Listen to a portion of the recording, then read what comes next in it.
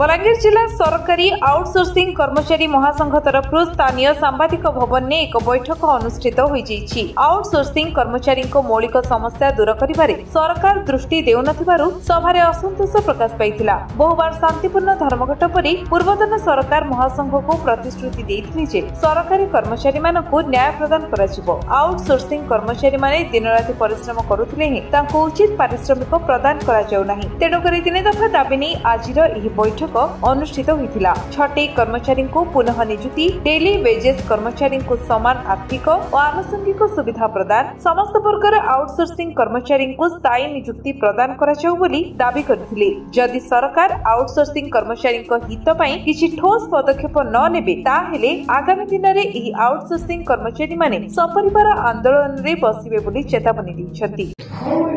मु राज्य सभापति संजय कुमार पटनायक ओडिशा सरकारी आउटसोर्सिंग कर्मचारी महासंघ। तो आमर ये आंदोलन 2018 मसीह लगातार भाव में चली 18, 19, 20, 21 कोरोना पड़ला, तापर 22, 23 आम आंदोलन कर चलीचु। सरकार को प्रतिश्रुति पाई चलीचु एवं सरकार ऊपर भरोसा करी आम पुणी आंदोलन ओहरुचु। तो पूर्व सरकार आमर किछि दाबी पूरण करिसंती, से दाबी मध्य सबु जगार लागू होई नाही। द्वितीय कथा है वर्तमान आमर जे माननीय मुख्यमंत्री श्रीयुत मोहन चरण माझी पूर्व सरकार रे जेतेबेले विरोधी दल सचेतक थिले से कहले आपणक दाबी यथार्थ एवं युक्तियुक्त आपण मानकु रेगुलर करा जाऊ। तो वर्तमान स्वाभाविक कथा जेहेतु से मुख्यमंत्री सी चाहिए सबु पिलांक भाग्य गोटे कलम मुनरे कर दे पारिबे। तो आमर ये आंदोलन उद्देश्य है बर्तमान आम सबु जिले में आंदोलन करुचु, सबु जिले में मीटिंग जारी रखीचु, सबु जिले में सांबादिक सम्मेलन होउची। तो आमर बहुत पिला को छटई करा जायछि। एई स्वल्प वेतन पाउथिबा किछि पिला मानकु छटई कले सेमानक परिवार केमि चलिबो। तो जो मानकु छटई करा जायछि सेमानकु नियुक्ति दिया जाऊ एवं छटई बंद करा जाऊ। द्वितीय कथा है डेली वेजेस आ आउटसोर्सिंग दुई प्रकार व्यवस्था करी सरकार आमको दुई प्रकार व्यवस्था लुटुंट। डेली वेजेस पिला माने 30 दिन काम करुँच किंतु 26 दिन दरमा पाँच, आउ 4 दिन पैसा से माने सरकार तांकर गफलती करुँच। तो आम चाहूँ आउटसोर्सिंग आ डेली वेजेस व्यवस्था को एकक व्यवस्था परिणत करा जाऊ। तृतीय कथा है समस्त की स्थायी करा जाऊ।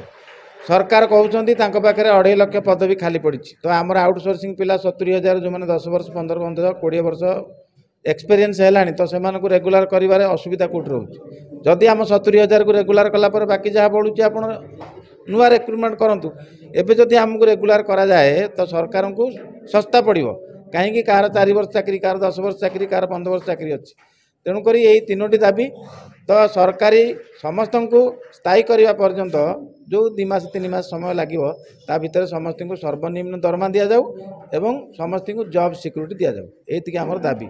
ये जदि सरकार यही मास आसंता मास 10 अच्छी 10 आमर अभिवेकी हम आम आंदोलन करवा। तो 10 मास अक्टोबर मास 15 तारीख भितर आमर जदि दाबी पूरण न हुए सरकार आमको डाकी आलोचना न करती ताले आमे आसंता मास शेष किंबा नवेम्बर मास प्रथम सप्ताह एक जन आंदोलन परिणत करूँ। दरकार पड़े आम पिला छुआ आम परिवार को लेकिन राजरास्तार बसबू जे पर्यंत दाबी पूरण न। बलांगीर रिपोर्ट विश्व विजय न्यूज ओडिशा।